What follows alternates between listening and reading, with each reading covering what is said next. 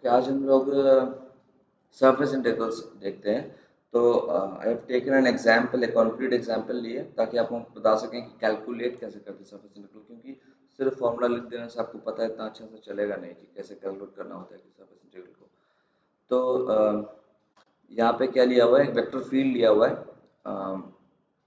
एक vector field लिया हुआ है Cartesian coordinates 2y i cap minus 3j cap plus x square k cap, और एक सरफेस लिया हुआ है। अब वो सरफेस क्या है बता दे रहे हैं। बेसिकली वो सरफेस एक पैराबोला है, Y square equal to 8x एक पैराबोला है जो यहाँ पे बनाया हुआ है। तो Y square equal to 8x, ये तो इन्फिनिटी तक जाता रहेगा, पर हमें सरफेस उतना ही लेना है जितना कि बाउंड हो रहा हो by y equal to 4 line and z equal to 6 line in the first octant. In the first octant का मतलब ये है कि आपको सिर्फ पॉजिटिव वैल्यूज लेना है of x y and z।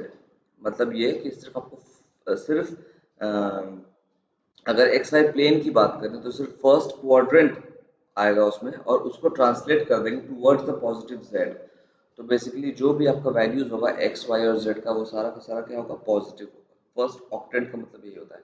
और बाउंड्री कहाँ पे आएगा, बाउंड्री डिसाइड होगा by the y equal to 4, by y equal to 4 plane and z equal to 6 plane. ठीक है, तो वो आपका बाउंड्री हो जाएगा जो यहाँ पे दिखाया भी हुआ है। y² = 8x is the parabola जो यहाँ पे बनाया हुआ है, एंड बाउंडेड बाय, जहाँ तक हमको निकालना है सरफेस इंटीग्रल, वो है y = 4 लाइन तक, 0 से लेकर के y = 4 तक, और 0 से लेकर के z = 6 तक। ठीक है, यहाँ तक हमको निकालना है basically surface integral of this vector field. Okay, तो स्टार्ट कैसे करेंगे। सबसे पहले एन कैप के बारे में समझते हैं, ये एन कैप है क्या। ठीक है, तो n cap is basically the direction, जो जो एन कैप है, एन कैप जो है that is the direction of d s. Okay, n cap is the unit vector, n cap is the unit vector associated with d s, जो d s का infinitesimal area element है, with surface element लिख देते हैं, surface element. क्योंकि हमें surface integral निकालना है तो हमें क्या करना पड़ेगा, एक एक एलिमेंट के थ्रू देखना पड़ेगा कितना आपका इंटीग्रल आ रहा है, फिर बाद में सबको जोड़ना पड़ेगा, वही आपका इंटीग्रेशन है बेसिकली। तो सरफेस एलिमेंट आपका क्या है, डी एस। ओके, तो बेसिकली हम क्या बोलना चाह रहे हैं कि डी एस जो है that is equal to d s का मैग्नीट्यूड टाइम्स एन कैप। ठीक है, तो जो इंटीग्रल आएगा आपका वो बेसिकली आएगा क्या, एस, यहाँ पे जो एस लिख रहे हैं, S is basically saying you कि आप जो है एक सरफेस इंटीग्रल कैलकुलेट करना।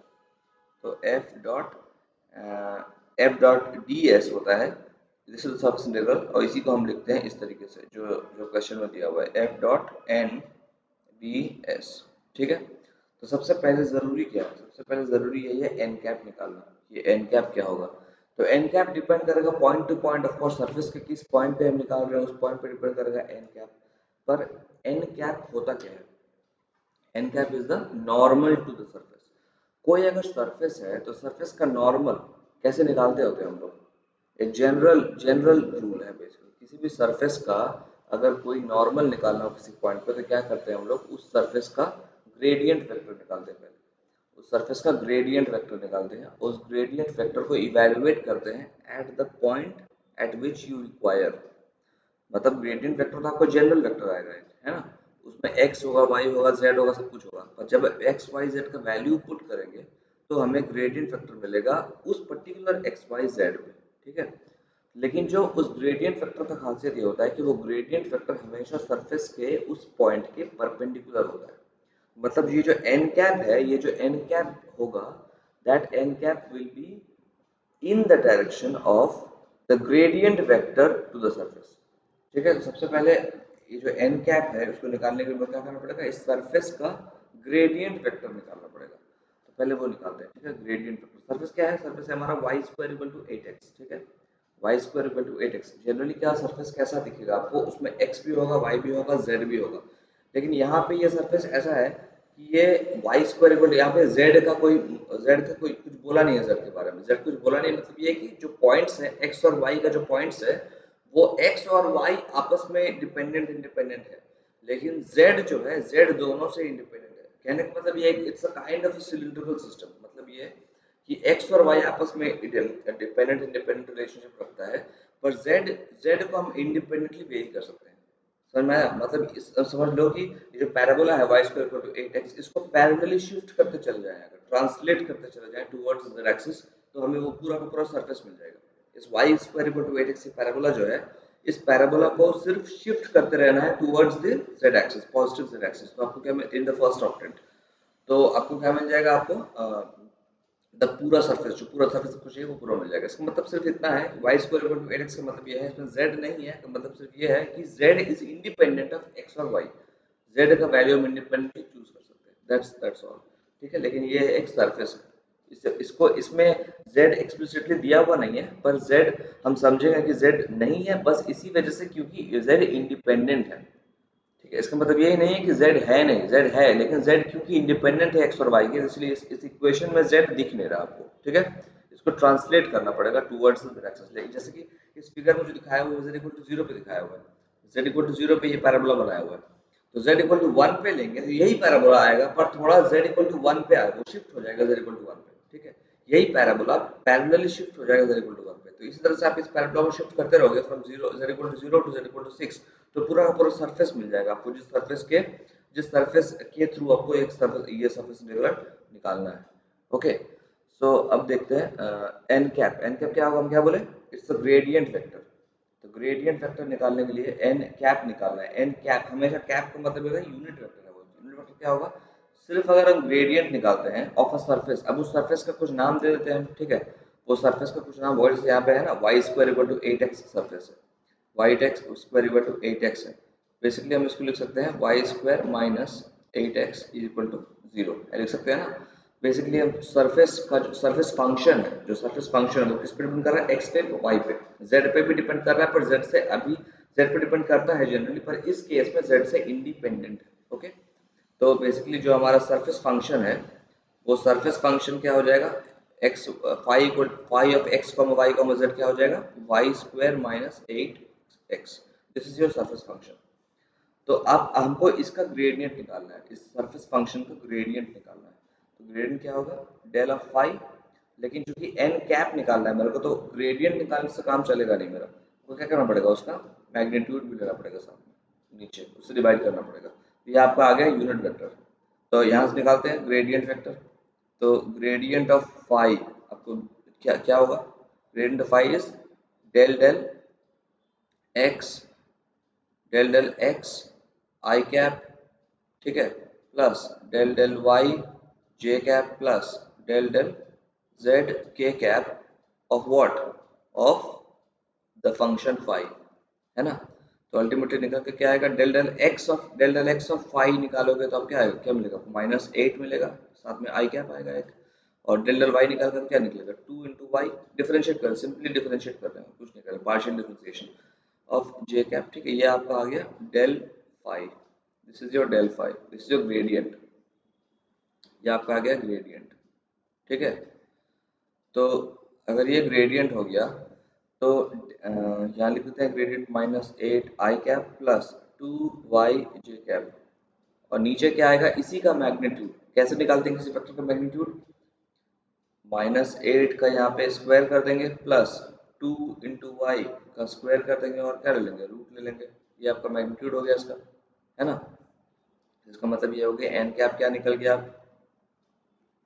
इससे इस नीचे से अगर कॉमन लेके 2 को निकाल दें, तो कटने के बाद ये बच जाएगा 4 into i cap plus this is y into j cap, और नीचे क्या बच जाएगा, नीचे बच जाएगा वाई स्क्वायर प्लस, और इधर बच जाएगा आपका 16, है ना। सिंपल कैलकुलेशन है, एन कैप निकल गया हमारा, this is your n cap. Okay, अब मेरे को क्या करना है, ds भी मेरे को चाहिए होगा ना, ds। अभी ds क्या है, ds होता है सरफेस डिपेंडेंट, जैसा सरफेस मिलेगा आपको वैसा आपका ds एलिमेंट जो होगा, वो ds एलिमेंट आपको वैसा ही मिलेगा। लेकिन यहाँ पे क्योंकि हम लोग कार्टेशियन कोऑर्डिनेट्स में सब कुछ कर रहे हैं, कैलकुलेशन, सारा कुछ कैलकुलेशन कार्टेशियन कोऑर्डिनेट सिस्टम में हो रहा है, तो ds जो है, ds is independent of your choice of coordinate system. आप कार्टेशियन लो, सिलिंड्रिकल लो, स्फेरिकल लो, कुछ और लो, जो भी लो, ds is an independent entity, ds का अपना एक एंटिटी है। ठीक है, पर हम क्योंकि यहाँ पे सारा कैलकुलेशन कार्टेशियन में कर रहे हैं, तो मेरे को इसीलिए ds को कार्टेशियन फॉर्म में लिखना पड़ेगा, है ना, तभी हम सारा कैलकुलेशन कर पाएंगे। तो ds को कार्टेशियन में बदलना पड़ेगा मेरे को बेसिकली। अब कार्टेशियन में जो सरफेस एलिमेंट होगा, कार्टेशियन में जब भी सरफेस एलिमेंट लेते हैं तो क्या ले सकते हैं हम, कार्टेशियन में या तो सरफेस एलिमेंट हम एक्स वाई प्लेन में ले सकते हैं, सरफेस एलिमेंट एक्स और वाई प्लेन में कोई एक छोटा सा एलिमेंट ले लिए which will be dx into dy, है ना, या फिर हम yz प्लेन में ले सकते हैं which is dy into dz, या फिर हम xz प्लेन में ले सकते हैं which is dx into dz। अब कौन सा लेना है ये आपका कन्वीनियंस है, आपका चॉइस है, आप कुछ भी ले सकते हो, कुछ भी ले सकते हैं, लेकिन कौन सा सरफेस कौन सा एलिमेंट लेंगे आप, वो डिसाइड थोड़ा बहुत उसको डिसाइड करने में हाथ होता है सरफेस का, जो सरफेस आपको दिया हुआ है क्वेश्चन में, जिस सरफेस को आपको निकालना है। मतलब क्या है समझो इस चीज़ का। लेट अस से कि आपके पास एक सरफेस दिया हुआ है इस तरह का, ये सरफेस कैसा भी अजीब सा सरफेस दिया हुआ है, ठीक है, ये प्लेन में नहीं है, अब समझो कि पूरे 3D में सरफेस दिया हुआ है, कुछ 3D यहाँ पे बना नहीं पा रहे हैं इसलिए हम यहाँ पे सरफेस लिख रहे हैं, ठीक है। आप मान लो कि यहाँ पे कुछ इनफिनिटेसिमल एलिमेंट लिया आपने ds, ठीक है, दिस इज योर ds।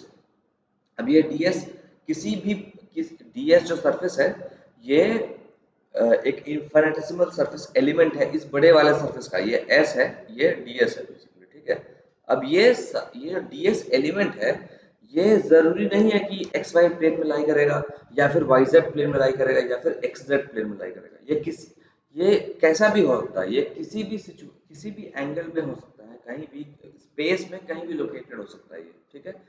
लेकिन मेरे को करना क्या है, मेरे को करना है कि हम क्योंकि कार्टेशियन कोऑर्डिनेट सिस्टम यूज कर रहे हैं, तो मेरे को किसी एक प्लेन में तो इसको प्रोजेक्ट कराना ही पड़ेगा, किसी एक प्लेन के फॉर्म में इसको, किसी एक प्लेन के सरफेस एलिमेंट के फॉर्म में लिखना पड़ेगा। कहने का मतलब ये है कि हमको ds को किसी एक फॉर्म में लिखना पड़ेगा, मतलब ये कि dx इंटू dy फॉर्म में लिखें, या फिर dx इंटू dz फॉर्म में लिखें, या फिर dy इंटू dz फॉर्म में, किसी एक फॉर्म में तो आपको इसको लिखना पड़ेगा, किसी एक फॉर्म में बोल रहे हैं, ठीक है। कैसे लिखेंगे, तो बेसिकली प्रोजेक्शन, जैसे मान लो कि एक सरफेस एरिया है, उसको एक सरफेस है, मान लो टिल्टेड है थीटा एंगल से from the x y plane, समझ में आ रहा, इमेजिन करो ये एक आपका सरफेस है, ये आपका एक्स वाई प्लेन है, ठीक है, ये आपका मान लो एक्स वाई प्लेन है, ये आपका एक्स वाई प्लेन है, और ये कोई सरफेस है इस तरह का, ठीक है, ये सरफेस है, ये कुछ ऐसा है, ये ऐसा है कुछ, ठीक है। अब मान लो इसको आपको प्रोजेक्ट करना है, यानी कि इस पे आपको इसका एक shadow basically projection is a shadow of this thing over on over a plane. इसका शैडो जब बनाएंगे आप तो मेरे को कैसे दिखेगा, ऐसे दिखेगा ना, ऐसा कुछ दिखेगा, इसका शैडो ऐसा दिखेगा। तो इस शैडो का जो ये शैडो जो डी एस डैश होगा, ये डी एस है अगर, तो इस शैडो इसके बीच का रिलेशनशिप क्या होगा, इसके बीच का रिलेशनशिप हम लिख सकते हैं डी एस is equal मतलब ds dash is basically equal to ds times cos theta। Projection क्या होता है, projection is cos theta where theta is the angle, theta is the angle that this surface मतलब ds makes with the plane, जिस plane पे हम उसको project करना चाह रहे हैं, ds cos theta, है ना, ये होता है ना।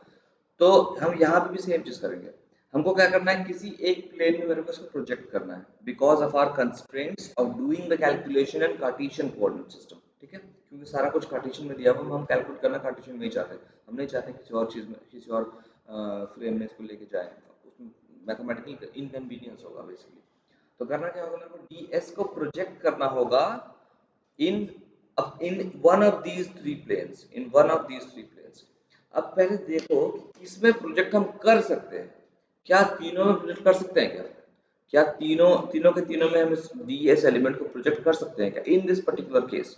तो आपको ये दिखेगा कि n कैप में सिर्फ i कैप है और j कैप है, k कैप कहीं पे है ही नहीं, क्योंकि इसमें k कैप है ही नहीं, क्योंकि इसमें k कैप है ही नहीं, तब समझो अगर आपके पास ये k कैप एलिमेंट इस तरह का एलिमेंट नहीं होगा सरफेस पे, सरफेस का कोई एलिमेंट k कैप की तरफ नहीं है, तो क्या आप इसको एक्स वाई प्लेन में कभी प्रोजेक्ट कर पाओगे, इसको कभी भी इसका शैडो एक्स वाई प्लेन पे पड़ेगा क्या।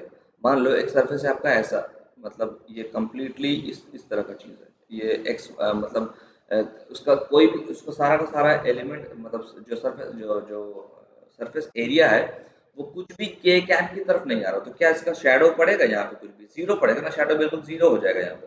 समझ में आ रहा है? अगर हम दिखा मतलब जीरो तो यहाँ पे दिखा नहीं पाएंगे हम, लेकिन आप इमेजिन करो कि ये सिंपली एक एक मान लो प्लेन शीट ऑफ पेपर है जो जिसका एक सरफेस एलिमेंट के कैप की तरफ है ही नहीं, मतलब वो उसका सरफेस एलिमेंट जिसका एन वेक्टर है वो या तो एक्स की तरफ है या तो वाई की तरफ है, या तो एक्स की तरफ है या तो वाई की तरफ है, यानी कि कोई भी उसका प्रोजेक्शन एक्स वाई प्लेन पे नहीं आ सकता है।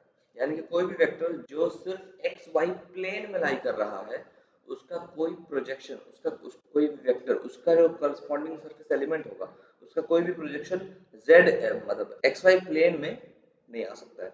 विच मीन्स कि आप इसको इस चीज से तो एसोसिएट नहीं कर सकते, है ना? आप या तो इसको इस चीज से एसोसिएट कर सकते हो या तो इससे एसोसिएट कर सकते हो। अब किससे एसोसिएट करना है ये आप पे निर्भर करता है, आपका चॉइस है बेसिकली, आपको किससे एसोसिएट करना है, क्योंकि इससे तो नहीं कर सकते, dx dy के साथ तो नहीं कर सकते, बिकॉज कि हमारे पास जो एन कैप है वो उस एन कैप में के कैप है ही नहीं। तो अगर के कैप ही नहीं है इसका मतलब ये है कि कोई भी सरफेस एलिमेंट, कोई भी किसी भी सरफेस एलिमेंट का जो किसी भी सरफेस एलिमेंट को जब हम प्रोजेक्ट करेंगे तो वो एक्स वाई पे पड़ेगा ही नहीं कभी उसका शेडो, है ना? तो इसलिए एक्स और y d x into D y पे उसको प्रोजेक्ट नहीं कर सकते, मतलब एक्स वाई प्लेन पे उसको प्रोजेक्ट नहीं कर सकते, सिर्फ एक्स और जेड पे कर सकते हैं या फिर वाई जेड पे कर सकते हैं, किसी भी एक पे कर लेते हैं।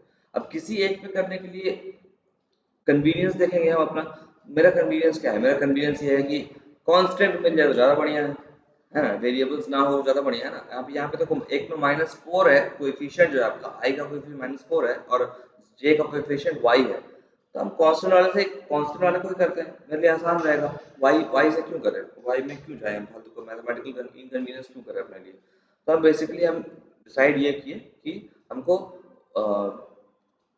मतलब क्या बोलते हैं एन कैप, क्योंकि मेरा -4 आई कैप प्लस 4 जे कैप है, -4 आई कैप प्लस वाई जे कैप है, therefore we want to project it on the y z plane. ठीक है, वाई जेड प्लेन मतलब ऐसा वाला, ये वाला प्लेन, ये प्लेन, ठीक है, ये वाई जेड प्लेन। ठीक है, जेड जेड इस तरफ आ रहा होगा, ठीक है, ये दिस इज जेड जेड और ये होगा आपका वाई। ठीक है, इस तरफ हम इसको प्रोजेक्ट करना चाह रहे हैं। तो इसको प्रोजेक्ट करने के लिए मेरा कॉस थीटा निकालना पड़ेगा ना, कॉस थीटा तो चाहिए मेरे को। कॉस थीटा कैसे निकलता है किसी चीज़ का? जैसे मान लो डी एस है डी एस ऐसा कुछ है, ये है डी एस आपका, ये डी एस है, this is your D s. Okay, तो इसका इसका यहाँ से इस पर इससे कुछ एंगल बनेगा ना, ये एंगल बनेगा, इसको थीटा मान लिया अगर हम, जैसे थीटा लेट अस से ये थीटा है, तो डी, अगर यहाँ पे जो भी इसका बनेगा एलिमेंट, ये डी डी एस डैश, तो वो डी एस डैश क्या बनेगा? वो डी एस डैश बनेगा D S into cos theta, बनेगा कि नहीं बनेगा? Cos theta, D S into cos theta, वही यहाँ पे करेंगे हम कि डी एस डैश हमारे पास क्या है, हमने कोशिश किया उसको किसमें प्लॉट करने के लिए, d Y into D z में प्रोजेक्ट करने के लिए कोशिश किया इसको। तो डी वाई डी जेड क्या आ जाएगा? D S into cos theta. पर कॉस थीटा क्या है? कॉस थीटा कैसे निकलता है हमारा? कॉस थीटा होगा हमारा, क्योंकि अगर डी एस को हम लिखते हैं, this is the D S vector, D S को हम लिखते हैं N cap into D S, और इस वाले वेक्टर को, ये वाला वेक्टर क्या वेक्टर है, क्योंकि ये वाई जेड प्लेन है, तो this vector is your I cap vector, है ना? तो सिर्फ हम आई कैप वेक्टर के साथ अगर इस एन वेक्टर का डॉट प्रोडक्ट ले लें, तो एन डॉट आई क्या होगा? Cos theta. तो एन डॉट आई, अगर हम इसको सिंपली कॉस थीटा, यहाँ पे कॉस थीटा आना चाहिए, पर इस कॉस थीटा को हम लिखते हैं अगर एन डॉट आई, ठीक है, एन डॉट आई कैप, ये हमारा कॉस थीटा हो गया। This is your D Y D Z, तो डी एस क्या हो गया? डी एस हो गया हमारा D Y into D Z divided by N dot I cap. Okay, ये हो गया D S is equal to D Y D Z into N dot I cap. अब हमारे पास सारे चीज निकल गया, मेरा एफ मेरे को दिया हुआ है, एन कैप हमने निकाल लिया, डी एस भी हमने निकाल लिया in terms of Cartesian coordinates, निकाल लिया ना? तो अब हम कैलकुलेशन कर सकते हैं, अब कैलकुलेट करते हैं, ठीक है, कैलकुलेशन करते हैं। तो हमारे पास क्या है? एफ, अब हम कैलकुलेट करते हैं, एफ इज इक्वल टू क्या हो गया? एफ इक्वल टू हो गया हमारे पास दिया हुआ क्वेश्चन में क्या दिया हुआ है एफ इक्वल टू दिया हुआ है two Y I cap minus 3 J cap plus X square K cap. तो 2y I cap minus 3 J cap plus X square K cap minus 3 J cap plus X square K cap. ठीक है, ये दिया हुआ मेरा F, मेरे को निकालना है ये चीज surface integral F dot N cap D S. सारा सारा डाल देते हैं, ये आ जाएगा 2y I cap minus 3 J cap plus X square K cap. This is your F. N क्या है हमारा, एन आपने ऊपर से देखोगे तो एन मिल जाएगा आपको, ये क्या है minus 4 I cap plus Y, this is y, okay, this is y j cap divided by y square plus 16। ठीक है, टाइम्स ये आपका n कैप हो गया टाइम्स ds। ds क्या है आपका, ds है आपका dy into D Z divided by n dot I. तो n क्या है हमारा, n है हमारा minus 4 I cap plus Y J cap divided by Y square plus 16 का रूट। ठीक है, वाई स्क्वायर बाई 16 का root, this is your N dot I cap. ये आपका कंप्लीट हो गया। ठीक है, ये अब सरफेस इंटीग्रल करना है मेरे को। तब इसमें वेरिएबल्स कौन कौन से हैं, एक्स है, वाई है, जेड है, बेसिकली है ना, एक्स वाई जेड सारे वेरिएबल्स हैं। तो y कहाँ से कहाँ तक जाएगा, क्योंकि देखो यहाँ पे x कहीं पे आएगा नहीं, पहले इसको कर लेते हैं फिर डाल देंगे, इसको वैल्यूज डाल देंगे उसके बाद। देखो 2y डॉट प्रोडक्ट लेंगे, जब जब डॉट लेंगे तो 2y into minus 4, 2y into minus 4 कितना आ गया, माइनस 8 आ गया। और माइनस 3 इंटू वाई कितना आ गया, माइनस 3 इंटू वाई आ गया -3। नीचे तो सेम ही है दोनों में, नीचे सेम है वाई स्क्वायर प्लस 16। ठीक है, टाइम्स क्या हो गया डी वाई डी जेड। ठीक है, डिवाइडेड बाई, अब इसमें करेंगे डॉट में कितना, वाई के साथ तो कोई डॉट है नहीं क्योंकि जे कैप है नहीं यहाँ पे, तो -4 आई कैप डॉट आई कैप मतलब -4, तो दिस इज -4।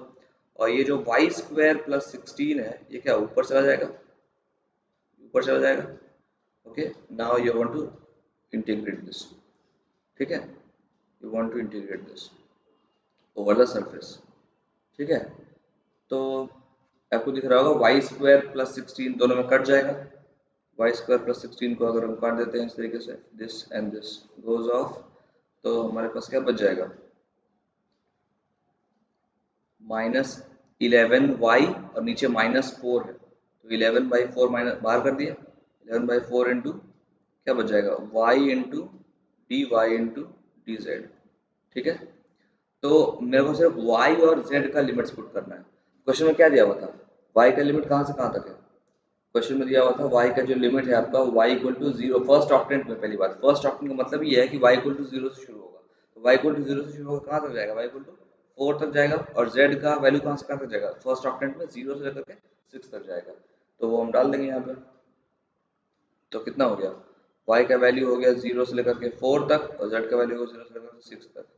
तो अल्टीमेटली कितना मान बन गया ये 11/4 इंटू वाई डी वाई का इंटीग्रल कितना होगा, वाई स्क्वायर बाई 2, ये 4 0 और इसका इंटीग्रल विद डी जेड 0 से 6 तक, तो कितना हो गया 11/4, 1/2 बाहर निकल गया, इसमें ये वाला वाई वाई स्क्वायर पे जब 4 डालेंगे, वाई स्क्वायर पे जब लिमिट 4 डालेंगे तो कितना आ जाएगा 16, 16 बाहर हो गया, और टाइम्स डी जेड कहाँ से कहाँ तक 0 से 6 तक, तो अल्टीमेटली कितना हो गया ये 11 इंटू 2 इंटू डी जेड का इंटीग्रल जेड वैल्यूज डालेंगे तो ये आ जाएगा 6, तो अल्टीमेटली कितना हो गया 6 दूनी 12 11 132। Okay, so this is your surface integral of f dot n ds is equal to 132। so this is how you calculate the surface integrals। ठीक है, आपको ऐसे ही कैलकुलेट करना है सरफेस इंटीग्रल को, किसी फॉर्मूले पे मत जाना, कोई फॉर्मूला यूज करना, कोई फॉर्मूले पे जाना ही मत, सोचना मत कि कौन सा फॉर्मूला लगेगा नहीं लगेगा, ठीक है।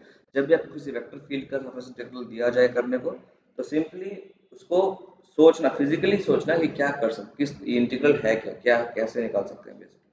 तो कोई फॉर्मूला किया नहीं, कोई फॉर्मूला यूज नहीं किया, बेसिकली हमने सिर्फ ज्योमेट्री का यूज किया और ज्योमेट्री का यूज करके निकाला। तो कोई फॉर्मूला एक्चुअली जरूरत नहीं पड़ता है इन सब चीज़ों को करने के लिए, ठीक है। Okay, so I hope I was able to make you understand how to do surface integrals. So that's it for this video. I'll see you in the next one. Okay.